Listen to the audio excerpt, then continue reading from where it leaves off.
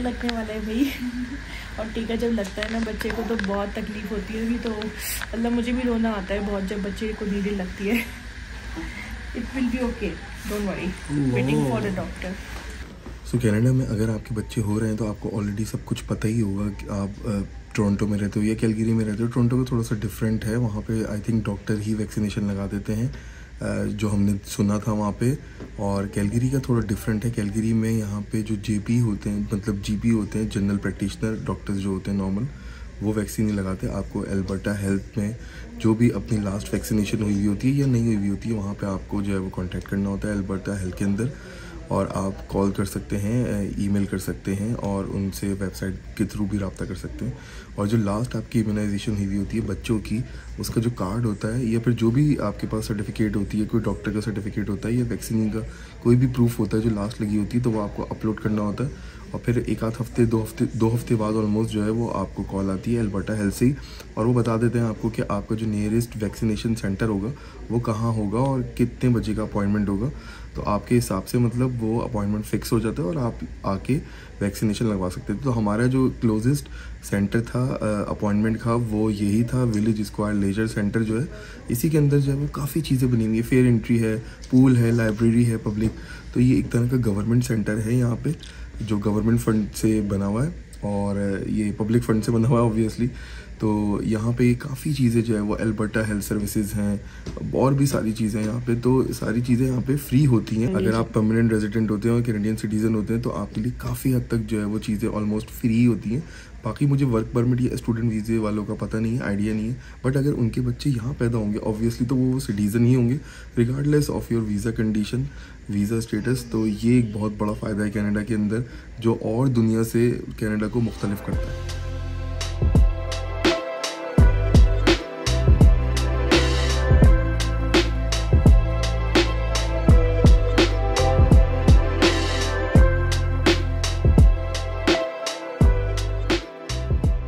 A few moments later.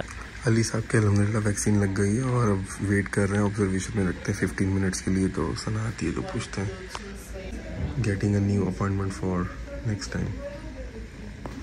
हाँ जी, कैसा रहा ओवरऑल वैक्सीनेशन का प्रोसेस? वैक्सीनेशन का प्रोसेस बहुत ईजी था, सिंपल था, और नर्स बहुत ही नाइस होती हैं यहाँ पे। तो आप अंदर जाते हैं तो फिर वो काफ़ी सारे क्वेश्चंस करते हैं। सबसे पहले बच्चे के रिलेटेड, जैसे कि उसकी हेल्थ ओवरऑल कैसी चल रही है, फीडिंग वाइज, उसकी न्यूट्रिशन, उसकी ग्रोथ, हर चीज़, कोई भी कंसर्न हो बता दें।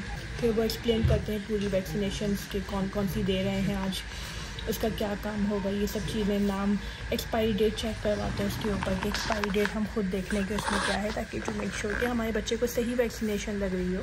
And it talks very nicely. और उसके बीच में अगर आपको कोई भी कंसर्न हो, कोई भी बच्चे को लेके कि डेवलपमेंट को लेके कि किसी भी तरह का कोई क्वेश्चन हो, कोई हेल्थ इशू हो, कोई मेंटल इशू हो, आपको खुद को भी हो ना, तो वो पूछते हैं कि भाई अगर ऐसा कुछ है तो आप भी बता दो। जैसे पोस्टमार्टम डिप्रेशन होता है लड़कियों को, तो नर्स तो मेंटल इशू मुझे तो अल्लाह का शुक्र है मेंटल आप भी बता सकते हैं, बेहतर है कि नहीं है। पढ़िए कि just feel free to tell them, कोई भी ऐसी चीज़ हो जो आप कंसर्न हो बच्चे के बारे में ना, तो इनको बताएं, they will check it for you. GP से बेहतर ही देखेंगे, ऑब्वियसली नर्स है, बच्चों की नर्स है तो बहुत अच्छे से देख लेंगे लोग। फिर इसके बाद वैक्सीनेशन लगा देते हैं एंड दैट्स इट। एंड बहुत ही इजी से सिस्टम है, मगर ये कि थोड़ा टाइम लेता है। बफर रखिएगा, जैसे अगर बच्चों का करवाना हो फर्स्ट वैक्सीनेशन तो 1 महीने पहले ही आप इसकी जन छानबीन शुरू कर दें, अपॉइंटमेंट ले लें, क्योंकि अपॉइंटमेंट्स में बहुत टाइम लगता है। But once you are done then उसकी नेक्स्ट वैक्सीनेशंस यानी 2 महीने 3 महीने बाद जो भी आएंगी तो खुद ही खुद बुक कर लेंगे, तो that will be all good. बस फर्स्ट वैक्सीनेशन में थोड़ा टाइम लगता है। सो गाइस, वैक्सीन के बाद 15 मिनट्स का वेट होता है, तो बस वो आप कर लो, उसके बाद फिर बस you can go at home.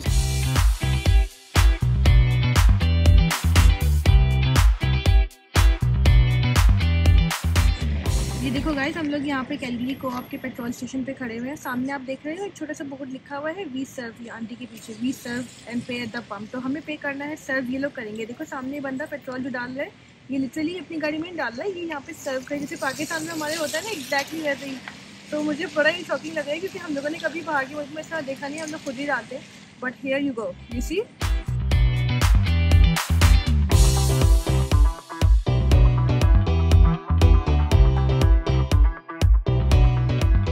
अगर आप लोगों ने अपने बच्चों का जोनिंग भी देख लिया, जैसे कि आपके घर के लिहाज से कहाँ बच्चों का स्कूल पड़ा है, क्या नाम से है स्कूल, किस इलाके में है, तो इवन तब भी आपको ये एश्योरिटी नहीं हो सकती है कभी भी कि आपके बच्चों को वही स्कूल मिलेगा कि नहीं, यानी कि वहाँ एडमिशन तो हो जाएगा मगर उस स्कूल में ही बच्चे जाएंगे या नहीं ये भी श्योरिटी नहीं है। सच एज अगर जो है वो आपका XYZ एरिया में किसी जो है वो आपका घर है और 5 मिनट दूर 10 मिनट दूर एक स्कूल है और वो डेजिग्नेशन में भी आपके आता है, यानी जोनिंग भी जो है वो पड़ रही है आपके बच्चों की वेबसाइट के थ्रू आपने देख लिया है, मगर फिर भी वहाँ पे एडमिशन शायद ना हो आपके बच्चों को, या एडमिशन हो जाए बट वो आपके बच्चे वहाँ ना जाएं और तकरीबन 40-45 मिनट्स दूर या 30 मिनट्स दूर किसी स्कूल में जा रहे हों। और उसका रीज़न ये है क्योंकि यहाँ पे है प्रॉब्लम ओवरफ्लो स्कूल्स की। प्रॉब्लम यह हुई कि कुछ पिछले सालों में जो है वो कैलगरी की पॉपुलेशन इतनी तेज़ी से बढ़ी यहाँ पे कि आई थिंक यहाँ के लोगों को, मतलब जो भी अथॉरिटीज़ हैं यहाँ की, जो भी ये सब हैंडल करती हैं CB वगैरह या गवर्नमेंट, इनको शायद अंदाज़ा नहीं हुआ होगा कि इतनी तेज़ी से पॉपुलेशन बढ़ने वाली है, इमिग्रेशन इतनी ज़्यादा तेज़ी से हुई है कनाडा में। तो उसकी वजह से यहाँ पे ओवरफ्लो स्कूल जो है वो बन गए, यानी कि जो ऑलरेडी स्कूल्स यहाँ एग्जिस्ट करते थे वो ओवरफ्लो हो गए, उसमें कैपेसिटी से ऊपर बच्चों के इन्रोलमेंट आने लगे। और उसके बाद उन्होंने फिर ये किया कि जो स्कूल्स खाली पड़े हुए थे उन स्कूल्स में बच्चों को जो है वो इनरोल करवाना शुरू कर दिया। तो जैसे कि अगर हमारी कम्युनिटी फॉर एग्जाम्पल है रेडस्टोन के आसपास की कम्युनिटी है, तो यहाँ से जो करीब तरीन स्कूल होगा 5 मिनट दूर ही है, बट उस स्कूल में भी जो है वो एडमिशन उस तरह बच्चे नहीं जा पाएंगे, उनको जाना पड़ेगा कोई 30 मिनट्स की दूरी पे स्कूल। यहाँ पे स्काई व्यू करके जो एरिया है वहाँ पे भी यही इशू है कि वहाँ के बच्चे वहीं के स्कूल में नहीं जा पा रहे, जो कि मुश्किल से उसी एरिया में 5 मिनट दूर ही है। और इसका रीज़न ये है कि वो स्कूल भी ओवरफ्लो स्कूल में आता है और वो आपको वेबसाइट पे दी हुई है सारी इन्फॉर्मेशन कि वो ओवरफ्लो है, तो आपके बच्चों को फिर जो है वो कोई तकरीबन 30 मिनट्स दूर एक स्कूल में जाना पड़ेगा एवरी सिंगल डे। तो ये प्रॉब्लम यहाँ पे आती है। ये प्रॉब्लम हमने ऑन्टेरियो में नहीं देखी थी ओवरफ्लो स्कूल्स की। रीज़न उसका क्या हो सकता है कि ऑन्टेरियो में जो है वो शायद फंडिंग की कमी नहीं है, जिस तरह यहाँ पे गवर्नमेंट फंडिंग की कमी जो है वो दिखने में आ रही है। ये मैंने वेबसाइट्स की थ्रू रिसर्च करके आपको बता रही हूँ, मैं ऐसी हवा में बात नहीं कर रही हूँ इस बारे में। कम फंडिंग दी जाती है, इसकी वजह से जो कैपेसिटी जो है वो ओवर हो गई है स्कूल्स की, तो वो मज़ीद डेवलप नहीं हुए। जैसे कि रेडस्टोन का एरिया बहुत नया है, तो यहाँ पे स्कूल जो है वो तेज़ी से अभी डेवलप नहीं हुए। अगले 3-4 साल के बाद शायद कोई ना कोई स्कूल नया बनेगा, बट पॉपुलेशन इतनी तेज़ी से बढ़ी, बच्चों के इनरोलमेंट इतने ज़्यादा आए कि जो खाली एरियाज़ थे वहाँ पर फिर बच्चों को जो है वो इनरोल कर दिया गया। उसकी वजह से बच्चों को 30 मिनट्स दूर जो है वो जाना पड़ रहा है।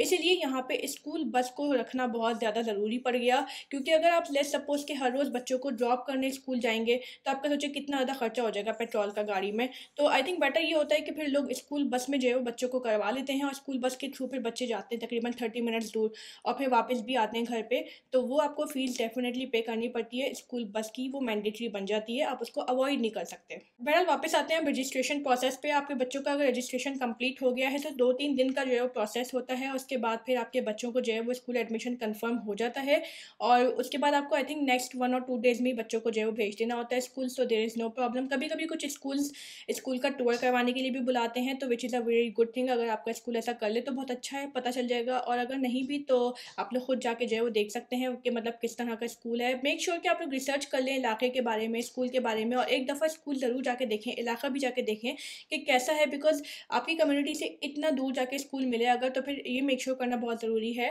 कि स्कूल का जो इलाका है वो सही है कि नहीं है। Area matters a lot. जैसे कि हमारे केस में भी ऐसी हुआ कि हमारे बच्चों को जो एरिया था वो इतना अच्छा नहीं था, तो हम लोग इतने सेटिस्फाइड नहीं है उस एरिया से जहाँ पे बच्चे स्कूल में जाते हैं। बट स्टिल ये है कि कुछ ऐसे की बात है, 1-8 साल के बाद वील सी कि हम लोग कौन से बेहतर एरिया में शिफ्ट हो सकते हैं to get a better school.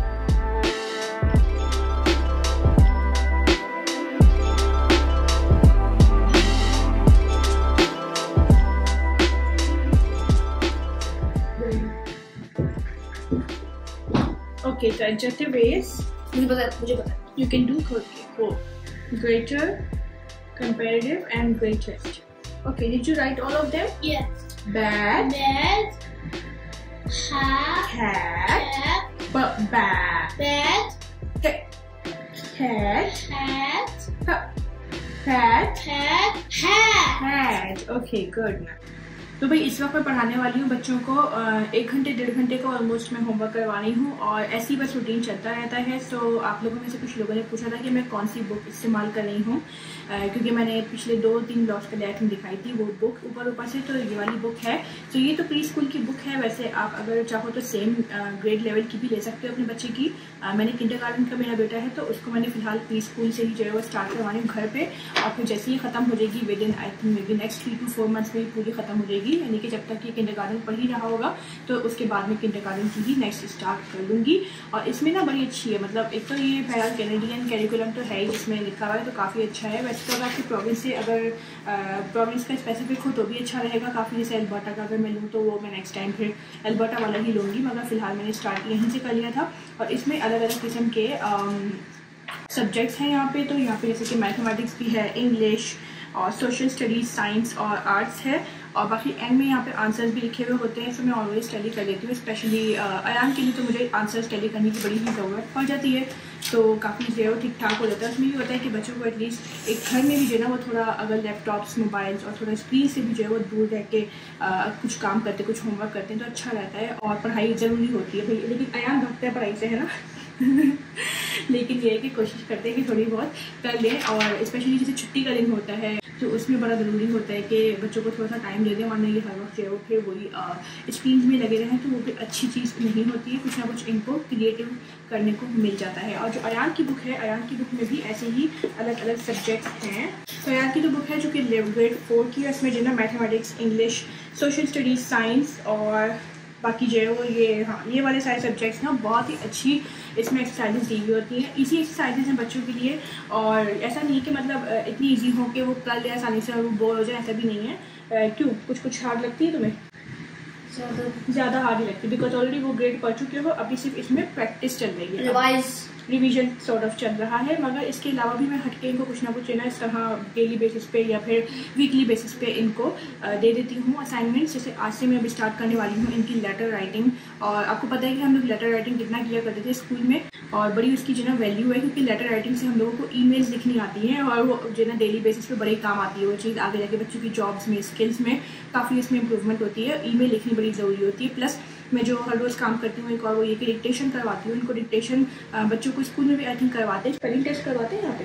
Spelling test होता है, डिक्टेशन नहीं होती। हाँ, डिक्टेशन नहीं होती, स्पेलिंग टेस्ट होता है स्कूल में, लेकिन डिक्टेशन जो है ना वो बड़ी ज़रूरी चीज़ है। मैं टाइपिंग से नॉर्मली इनको करवाती हूँ, हैंड राइटिंग भी अपनी जगह बहुत ज़रूरी है, बट आजकल दुनिया में जो है वो आगे जाके जो कि कंप्यूटर्स का इतना दौर है, तो आई थिंक कि टाइपिंग स्किल्स बच्चों की बहुत फास्ट होनी चाहिए। क्यों जी, तो तुम्हें टाइपिंग पसंद है, राइटिंग पसंद है? टाइपिंग पसंद है इनको भी, तो डिक्टेशन में करवाती हूँ टाइपिंग से, और काफ़ी शॉर्ट टाइम में जो है काफ़ी माशाल्लाह अच्छा खासा पैराग्राफ लिख लेता है। इससे स्पेलिंग मिस्टेक्स भी क्लियर हो जाती है मुझे, क्योंकि इसी तरह जो है वो याद है कि हमारे स्कूल में भी पाकिस्तान में ये सब कुछ किया गया था, हम लोग डिक्टेशन किया करते थे, तो हम लोग हर किस्म की लैंग्वेज में डिक्टेशन किया करते थे। उसकी वजह से हमारी जो स्पेलिंग्स हैं वो बिल्कुल ठीक होती थी, और अल्लाह का शुक्र जब मैं आइल्स में मैंने दिया तो मुझे भी बड़ी आसानी हुई, जब वो स्पेलिंग मिस्टेक्स वगैरह मेरी नहीं हुई, और इसमें मतलब है कि स्कोर्स अच्छे आते थे। जब लेटर राइटिंग करनी आती थी, ऐसे राइटिंग करनी आती थी, और हैंड राइटिंग वगैरह भी काफ़ी इंप्रूव होती थी उससे। तो यही मैंने अयान के लिए सोचा था कि मैं डिक्टेशन करवाऊंगी। And third important thing is comprehension. Comprehension इतनी ज़्यादा ज़रूरी होती है इंग्लिश में है। टाइपिंग वाली भी कर सकते हैं और हैंड राइटिंग में भी कर सकते हैं, but because he likes typing more तो फिर टाइपिंग भी कर लेंगे।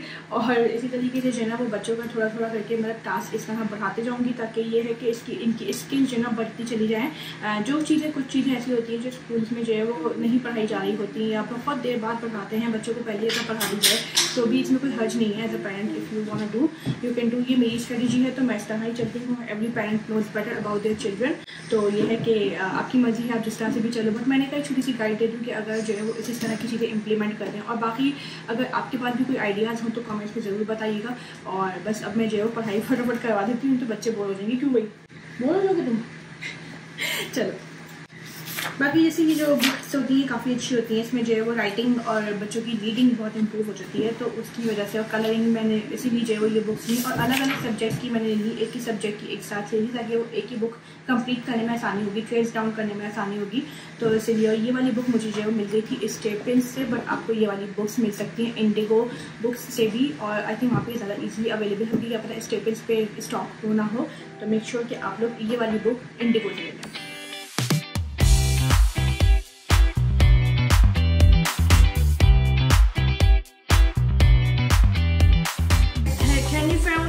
Backpacks are here. There's 2 of these. 2 backpacks. Can you write number 2? Ayan, are you ready for the dictation? Yes. Okay, let's start. कितना लिखती है? बहुत सारा लिख दिया, very nice. Okay, so today's dictation is about a train. Okay, ready? Okay, a train is a series of connected vehicles. Trains are typically pulled or pushed by locomotives. Look. Ayan, funny चीज़ है वो. I'm happy with your work. To a क्या? To a certain gauge. Can you trace that down to here? 3 and 4 make. To a Trace down. Trace down. Gauge. अच्छा, एक और जो problem हम लोगों ने यहाँ पे नोटिस की स्कूल्स के बारे में वो ये थी कि किंडरगार्टन जो यहाँ पे होता है बच्चों का सिर्फ और सिर्फ वो ये 2 दिन के लिए होता है वीकली, और या फिर जो है वो आप समझ लें कि 5 दिन फोर्टनाइटली होता है। अगर मैं इस चीज़ को कंपेयर करूँ ऑन्टेरियो से, तो ऑन्टेरियो में पूरे 5 दिन जो है किंडरगार्टन स्कूल बच्चों का होता है। अब जो मेरा बेटा है किंडरगार्टन में, ही इज़ 5 years old, और उसका जो है वो ये किंडरगार्टन ईयर चल रहा है, नेक्स्ट ईयर उसका grade 1 स्टार्ट हो जाएगा। तो मैं चाह रही थी कि यार अगर जो है वो बच्चे का 5 दिन स्कूल होता तो they learn a lot better in 5 days as compare to if they are going for 2 days। उसका रीज़न ये है कि मैं खुद सैफ में एक जो है वो चीज़ नोटिस करती हूँ बहुत सारे बच्चों में कि कंसिस्टेंसी एक बहुत ज़रूरी चीज़ होती है। अगर आप 5 दिन स्कूल जा रहे होंगे, 5 दिन ऑफिस जा रहे होंगे, 5 दिन काम कर रहे होंगे, तो आपके अंदर जो काम की मोटिवेशन और कंसिस्टेंसी ज़्यादा आएगी, वो जो है वो ऑब्वियसली 2 दिन या 3 दिन में नहीं आएगी, कहीं ना कहीं वो ब्रेक होती रहेगी। इतने बड़े बड़े गैप्स आएंगे, 2-2, 3-3 दिन के गैप्स आ जाते हैं। तो वो जो है वो मुझे बहुत अच्छी चीज़ नहीं लगी। किंडरगार्टन आई थिंक यहाँ पे 5 दिन का होना चाहिए। आई एम नॉट श्योर कि उसका क्या रीज़न है क्यों किंडरगार्टन यहाँ पे 5 days नहीं है।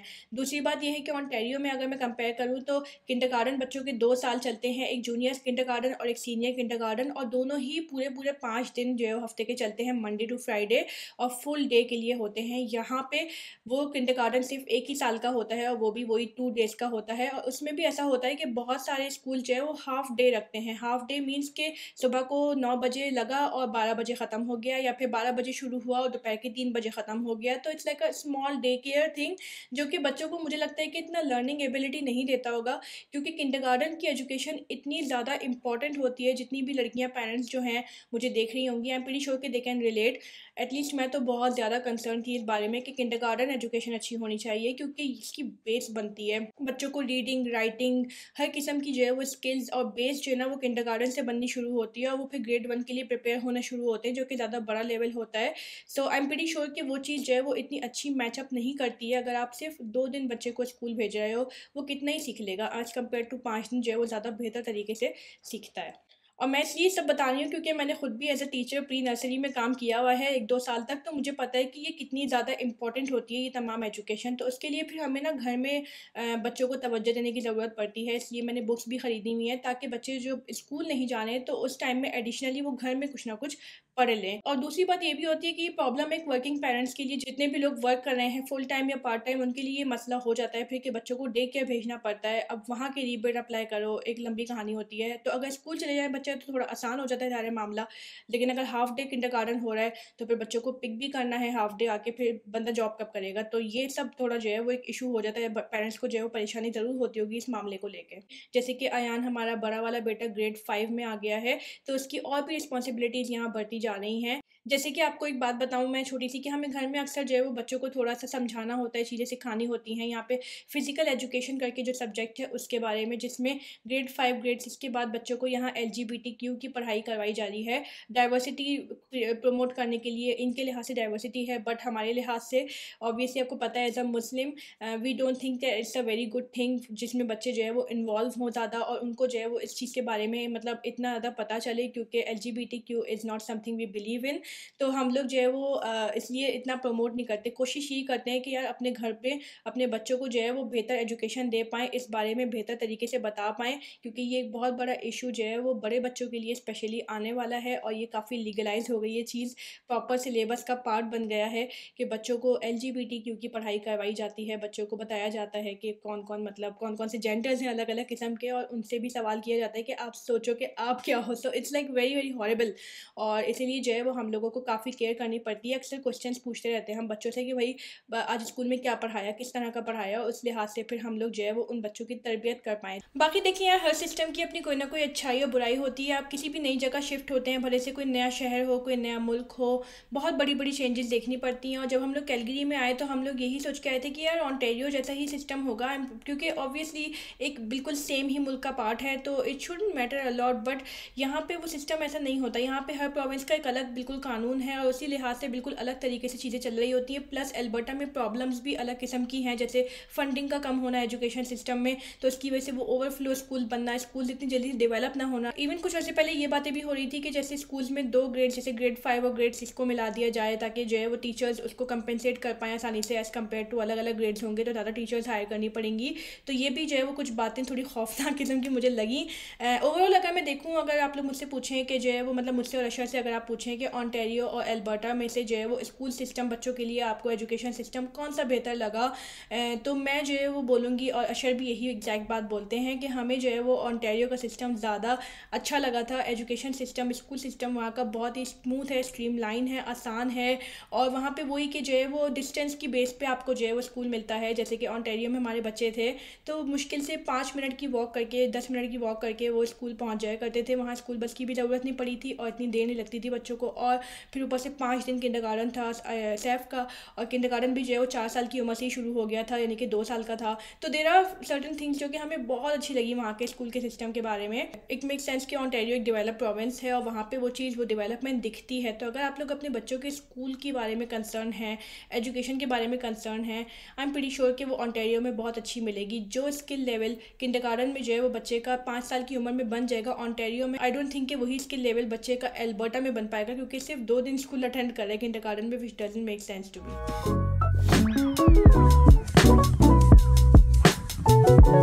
तो बस ये थी हमारी आज की वीडियो। बस एक एंड में मैं आपको यही बात बोलना चाहूँगी कि यार बच्चों की एजुकेशन एक बहुत ही इंपॉर्टेंट असासा होता है, और ये मेरे और अशर के लिए एक बहुत ज़्यादा ज़रूरी चीज़ था, एक डिसाइडिंग फैक्टर था काफ़ी टाइम से कि यार हम लोगों को अपने बच्चों को जो है वो किस तरह के एरिया में भेजना है, कौन सी स्कूलिंग करवानी है, किस तरह की करवानी है, कितना फोकस करना है, कितना नहीं। और अब हमारी रिस्पॉन्सिबिलिटीज़ भी एज अ पेरेंट बहुत ज़्यादा बढ़ती जा रही है। स्पेशली तरबियत इज़ सो इम्पॉर्टेंट आजकल के दौर में। आजकल बहुत ख़राब दौर चल रहा है, और जैसे कि आपको पता है कि बच्चे हमारी जो है वो आगे की नस्लों को संवारते हैं, सेट करेंगे, एसेट्स हैं हमारे। तो बहुत ही ज़्यादा ज़रूरी है कि हम इनकी एजुकेशन और इनकी तरबियत पे जो है वो फोकस्ड रखें। तो बस इसी मोटिव के साथ, बस इसी जो है वो पॉइंट के साथ मैं आज की वीडियो को तमाम करूँगी। अगर आप लोग के कोई भी क्वेश्चंस हैं कमेंट्स में ज़रूर बताइएगा। हमारी बहुत अच्छी कम्युनिटी है हमारी यूट्यूब की, तो इंशाल्लाह कोई ना कोई आपको क्वेश्चंस के आंसर भी करेगा। मैं भी अक्सर कमेंट्स देखती रहती हूँ, तो आई मेक श्योर कि अगर मैं जो है वो देखूँ तो डेफिनेटली आपके किसी न किसी क्वेश्चन का आंसर कर पाऊँ।